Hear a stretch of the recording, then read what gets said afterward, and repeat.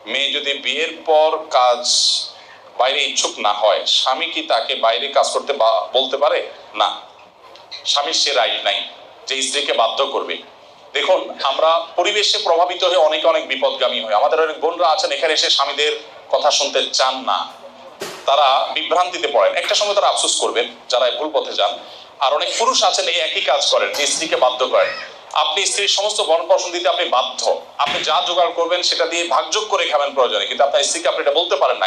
এটা এক ধরনের কাপুরুষত্ব যে আপনি স্বামী হিসেবে আপনার স্ত্রীকে কাজ করতে বাধ্য করছেন বা নির্দেশ করছেন।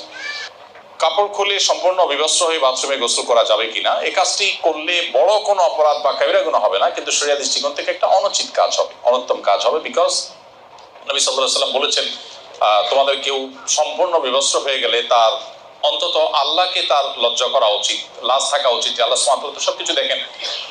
এভাবে মানুষের লজ্জাশীলতা কমে যায়। এখন পৃথিবী থেকে লজ্জাশীলতা অলমোস্ট উঠে গেছে, লাজুকতা, লজ্জাশীলতা এগুলো অলমোস্ট চলে গেছে।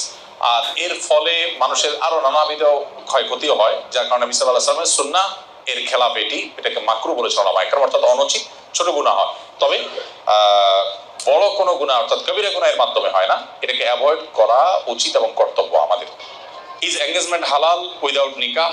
না, বিবাহ ছাড়া কোনো এঙ্গেজমেন্টের কোনো ভিত্তি ইসলামে নাই। এটা আমাদের সমাজে মন গড়া একটা কালচার শুধুমাত্র। বিবাহ হয়ে যাবে, আগ্ধ হয়ে যাবে, এরপরে উঠাইয়ে নেওয়া অন্যান্য সব প্রসিডিউর পরে হবে, কিন্তু এঙ্গেজমেন্টের নামে ঝুলে রাখবেন এটা জায়েজ নাই, সম্পূর্ণ না জায়েজ। অনেকে এঙ্গেজমেন্ট করে এরপরে স্বামী স্ত্রীর মতো যোগাযোগ করে, কথাবার্তা বলে, এটা হালাল না।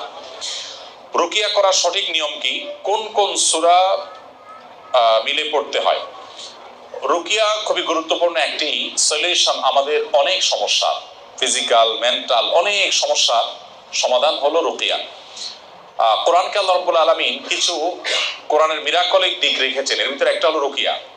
আপনি যদি কোরআনের জীবন্ত মুজিজা, জীবন্ত অলৌকিকত্ব দেখতে চান, আমি আপনাকে বলবো আপনি রুকিয়ার সাথে একটু পরিচিত হওয়ার চেষ্টা করেন এবং আপনি ট্রাই করেন যে রুকিয়ার যে ট্রিটমেন্ট হয় এই ট্রিটমেন্টটাকে খুব নিবিড়ভাবে দেখা। যদিও এখানে অনেক প্রতারণা হয়, এখানে অনেক ছলছাতুরি হয়, এখানে খোনারি কবিরাজির নামে অনেক উল্টাপাল্টা কাজ হয়, কিন্তু যারা কোরআন এবং হাদিসের আলোকে ঝাড়ফুঁক করেন বা রুকিয়া করেন তাদের অনেককে আপনি দেখবেন যে মানে রীতিমতো মিরাকলের মতো পরিবর্তন এবং রেসপন্স আমি আমার জীবনে একবার না শতবার দেখার সুযোগ আমার হয়েছে। যদি এটা আমার সাবজেক্ট না, আর এই সাবজেক্টে আমি এক্সপার্টও না, কিন্তু যারা এক্সপার্ট তাদেরকে আমি দেখেছি।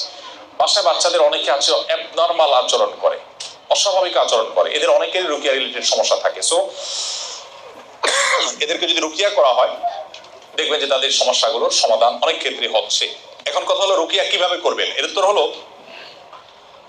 সোশ্যাল মিডিয়াতে রুকিয়া সাপোর্ট গ্রুপ আছে অনেকগুলো, একটু দেখে যেটা আপনার কাছে অথেন্টিক মনে হবে সেরকম একটা গ্রুপে জয়েন করলে আপনি অনেকগুলো আইডিয়া পাবেন।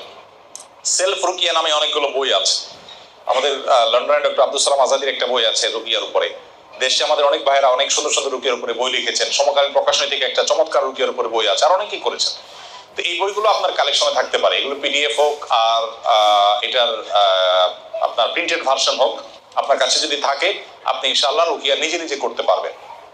অনেক মোবাইলে অ্যাপ স্টোরে, প্লে স্টোরে আপনি রুকিয়া যদি লিখে সার্চ দেন দেখবেন যে অনেকগুলো অ্যাপ আসছে, এগুলো ডাউনলোড করে আপনি শুনতে পারেন। আলাদা আলাদা রুকিয়া আছে, ওয়াসওয়াসার জন্য, বাচ্চাদের জন্য আলাদা আলাদা, সেগুলো আপনি যদি শুনেন এবং মনোযোগ দিয়ে যদি শুনেন, হেডফোন লাগায় খুব মনোযোগ দিয়ে দেখবেন আপনি ব্যাপকভাবে পরিবর্তন আপনার মধ্যে লক্ষ্য করছেন। যারা রুকিয়া করে এই সাবজেক্টে যারা এক্সপার্ট আছে এরকম বহু লোক আছে যাদের সাথে যোগাযোগ করলে আপনি পরামর্শ পাবেন। একটা কমন রুকিয়া আছে যেটা আমরা সবাই করতে পারি, চলো যে সূরা ফাতিহা সকল রোগের শেফা হিসেবে কাজ করে। সো বাচ্চা অস্বাভাবিক আচরণ করছে, বাসায় কিছু অস্বাভাবিক কিছু ফিল করছেন, আপনি সূরা ফাতিহা পড়ে ফু দেন। সেই সাথে আপনি 3 কুল পড়তে পারেন, সূরা ইখলাস, সূরা ফালাক, সূরা নাস, 3 বার পড়ে ফু দিলে যেই কোনো সমস্যার জন্য কমন সমাধান হিসেবে কাজ করে। আরেকটা বিষয় হলো জিনের উপদ্রব যদি আপনি খুব বেশি ফিল করেন তাহলে সেক্ষেত্রে সূরা বাকারা, কোরআনে কারীমের এই সূরাটা আপনি যদি চালু করে রাখেন ব্লুটুথ ডিভাইসের মাধ্যমে, কোন ডিভাইসের মাধ্যমে আপনি মনোযোগ দিয়ে শুনেন পুরো সূরাটা, সবচেয়ে ভালো হয় নিজে তেলাওয়াত করতে পারলে উচ্চ স্বরে, যদি না পারেন তাহলে শুনলেন, তাহলেও এই জাতীয় সমস্যাগুলো থেকে সমাধান পাওয়া যায়। আপনি নিজে কি কি করতে পারেন তার জন্য অনেকগুলো আইডিয়াস পাবেন ওই যে আপনার রুকিয়া সাপোর্ট গ্রুপগুলোতে।